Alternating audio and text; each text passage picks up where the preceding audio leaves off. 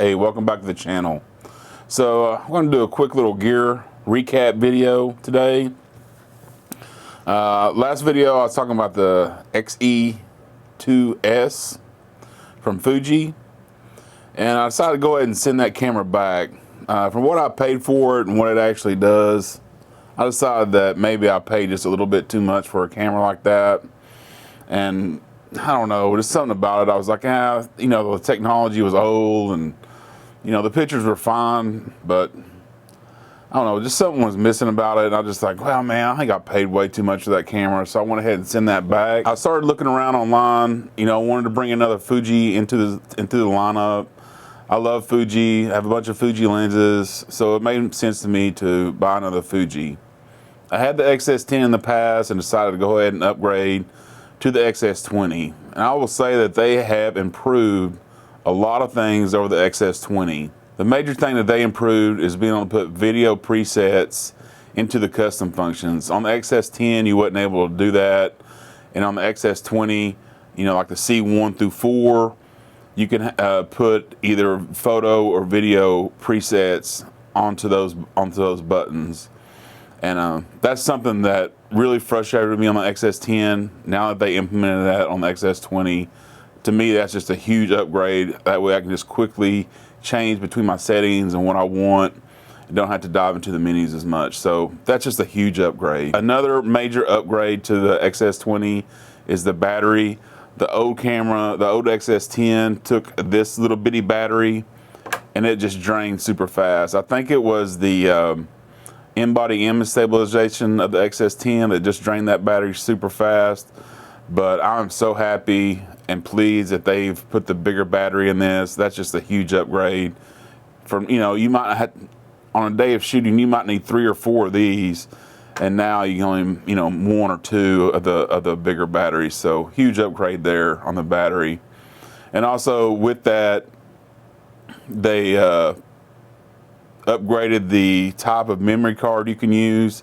You can now use the UHS 2 memory card, and that's not a big deal until you start pulling these huge files off of the memory card. If you're using the UHS 1, if you have a big file, it just takes a long time, and being able to do that faster with the UHS 2 card is a huge improvement. Another thing that they really improved on is the video specs of the camera. Now, I really didn't have any problem with the Fuji X-S10 as far as the video specs, and a little bitty camera like that, 8-bit up to 4K 30, I think was adequate. They've really introduced some great video specs to the XS20. You can get 4K up to 60. 4K 60 is kind of what I look for a camera. I don't really need anything more than that. I've had cameras of 4K 120 in the past, never really used it, but I do use 4K 60 a lot, and I'm glad that this camera has the 4K 60 in there.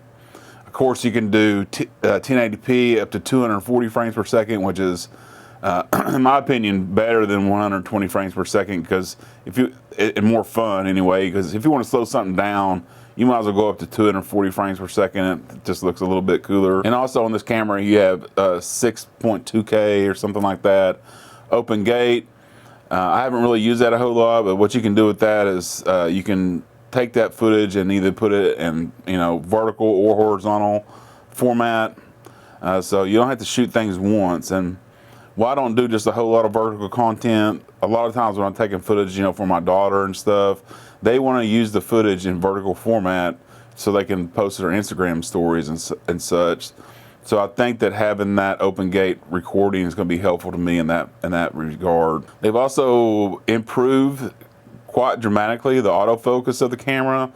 Like, I'm using it right now. I don't know that it's lost me just at all.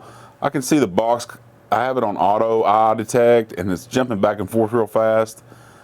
I don't know if it's losing me or not, or if it's pulsing or anything like that. I'll have to look at the footage later.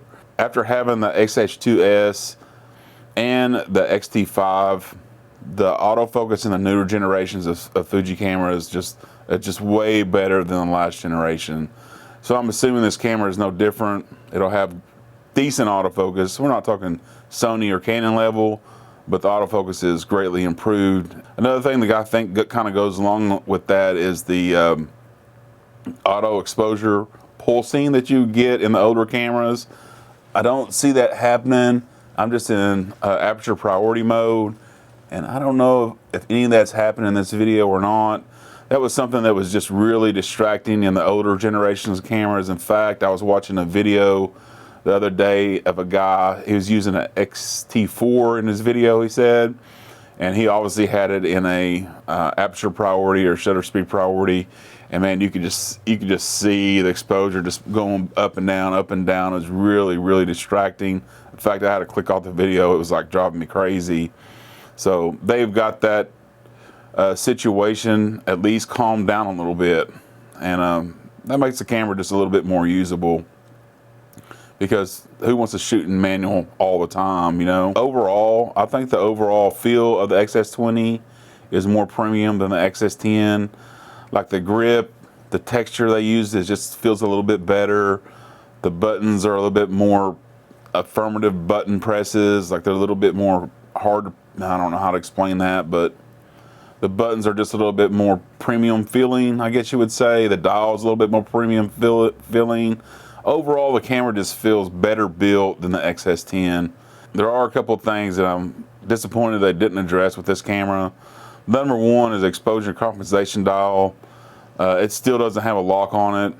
With the XS10, I'm sure this camera will do it too. I would take a picture or a video, you know, have the camera on a strap, put the camera on my side, and then pick the camera back up, and then the exposure compensation dial would be knocked one way or the other. I wouldn't know it until a little bit, you know, after I got through taking pictures. Like, why is this, you know, 2/3 stop overexposed, or why is this underexposed? It's because I hit the exposure compensation dial. Really wish that had a lock on it, but they didn't put one on there. Man, it's just a shame they didn't do that. And another thing that they didn't address at all is the menu display button and the back button on the back of the camera. I mean, like if you have to go around the camera like this and get into the menu system and try to change anything from the front of the camera, they do have a lot of functions that you can access on the screen. But sometimes you just need to get into it's faster,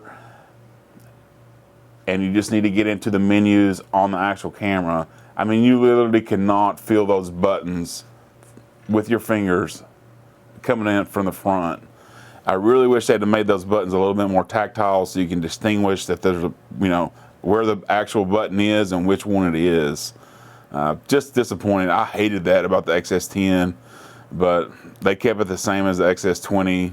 I really wish they had done something there. Another thing that I really wish they would improve or do on the XS line is put a microphone on the camera, kind of like the ZVE10 or the ZVE1. When I pull my camera out of my bag using those cameras, I don't have to assemble a whole microphone system and all that. I have something ready to go, ready to shoot, and can get decent audio with those microphones.